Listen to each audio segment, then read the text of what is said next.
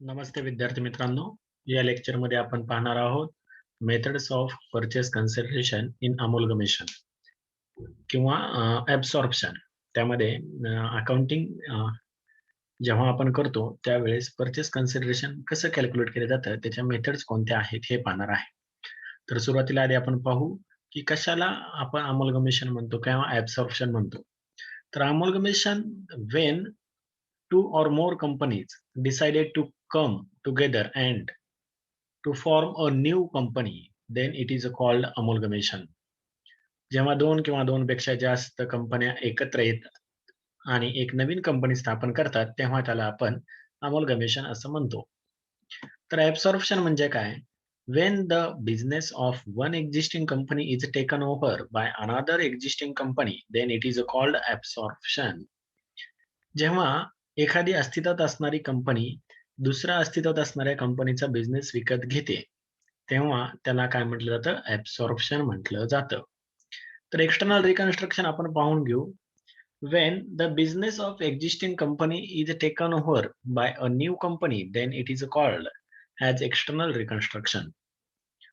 External reconstruction मध्ये काय होतं, की एखादी जुनी अस्तित्वात असणारी कंपनीच स्वतःचं लिक्विडेशन करते किंवा ती कंपनी लिक्विडेट होते आणि नवीन एखादी कंपनी स्थापन होते. नव्याने एक कंपनी स्थापन होते आणि ती जुन्या कंपनीचा बिझनेस विकत घेत असते.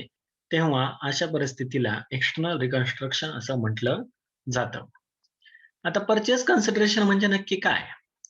The purchasing company will pay to the vendor company a certain sum of money in the form of cash, equity shares, preference shares, debentures, etc.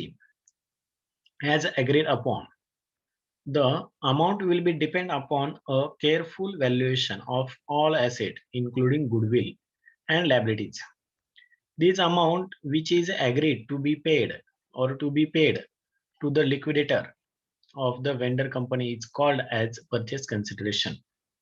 समजून घ्या पर्चेस कन्सिडरेशन म्हणजे काय, की जेव्हा एखादी कंपनी दुसऱ्या कंपनीचा बिझनेस विकत घेत असते, तेव्हा वेंडर कंपनीला काय होतं, the purchasing company will pay to the vendor company.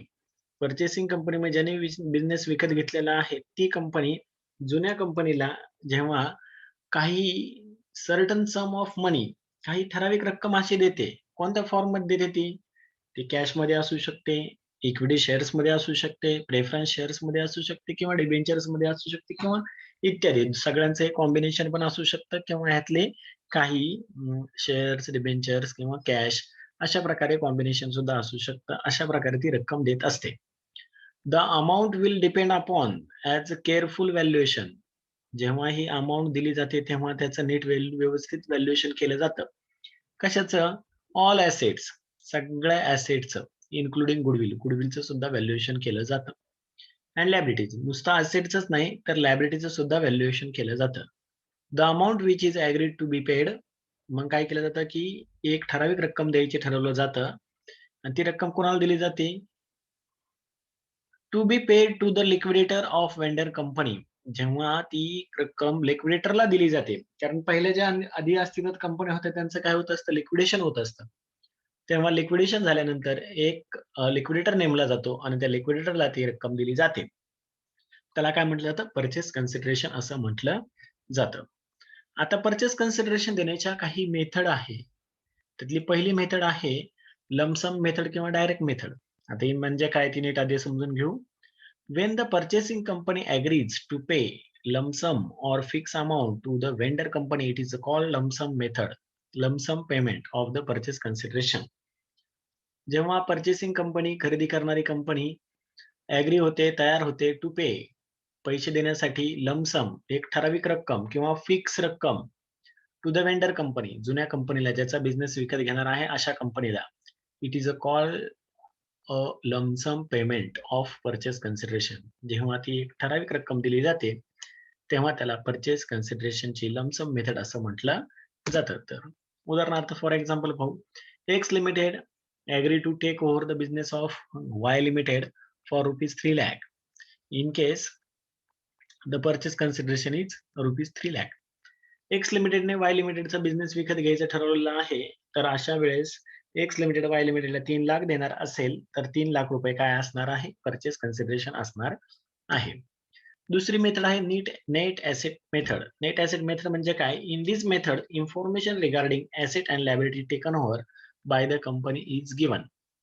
काय केलं जातं, की जेव्हा पर्चेसिंग कंपनी वेंडर कंपनीचा बिझनेस विकत घेत असते, तेव्हा ज्या ॲसेट अँड लायबिलिटी घेतल्या जाणार आहेत, तेव्हा त्यांची काय किंमत असेल, ही ठरवली जाते किंवा त्याप्रमाणे त्याचं व्हॅल्युएशन केलं जातं आणि नंतर तो बिझनेस विकत घेतला जातो. बिझनेस विकत घेतला जातो म्हणजे त्या कंपनीचे ॲसेट अँड लायबिलिटी विकत घेतल्या जातात आणि म्हणजेच ते काय होतं, की बिझनेस हा विकत घेतला जातो. पर्चेस कन्सिडरेशन या कंडिशनमध्ये कसं काढायचं असतं, तर asset taken over minus liability taken over.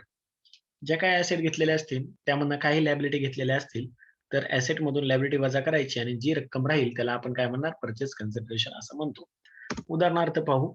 For example, A limited agree to take over the asset for ₹5 lakh and liability for ₹2 lakh. काय झालेलं ए लिमिटेडने बी लिमिटेडची समजा कंपनी विकत घ्यायचं ठरवलेलं आहे, तर ए लिमिटेडने असं ॲग्री केलेलं आहे, की मी तुमच्या 5 लाखाला ॲसेट घेईल आणि 2 लाखाला लायबिलिटी घेईल. तर अशा कंडिशनमध्ये पर्चेस कन्सिडरेशन काय असणार आहे? तर 5 लाख वजा 2 लाख बरोबर 3 लाख. पर्चेस कन्सिडरेशनला आपण शॉर्टकटमध्ये पीसी सुद्धा म्हणतो. पीसी म्हणजेच काय? Purchase consideration. ते किती असणार आहे? 3 लाख रुपये असणार आहे. तर तिसरी मेथड आहे नेट पेमेंट मेथड. आता ही पेमेंट काय मेथड आहे? तर ही मेथड म्हणजे काय? Under this method purchasing company agree to make payment in the form of shares, debentures, cash to shareholder, oblique debenture holder, oblique creditors of the vendor company. नावातच दिलेलं आहे पहा नेट पेमेंट मेथड. याच्यामध्ये काय केलं जातं, की ज्यांना देणं आहे, कोणाकोणाला देणं असतं कंपनीचं शेअर होल्डर, जे कंपनीचे मालक असतात. त्यांना काहींना प्रमाणामध्ये त्यांनी कॅपिटल दिलेलं असतं. ते कॅपिटल त्यांना परत मिळालं, झालं त्यांचा तो विषय मिटू शकतो.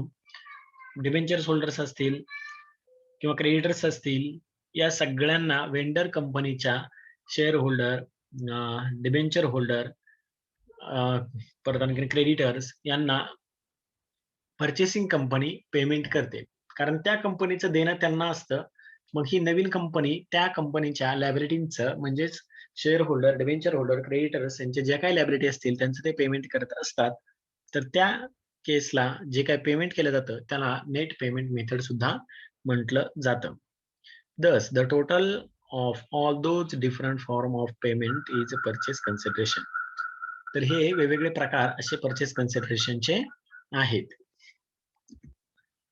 तर आपण या लेक्चरमध्ये पाहिलेलं आहे, की कशाला अमॅलगमेशन म्हटलं जातं, ॲब्सॉर्प्शन कशाला म्हटलं जातं, एक्सटर्नल रिकन्स्ट्रक्शन सुद्धा कशाला म्हटलं जातं हे पाहिलेलं आहे आणि त्यासोबत पर्चेस कन्सिडरेशनच्या वेगवेगळ्या मेथड सुद्धा पाहिलेल्या आहेत.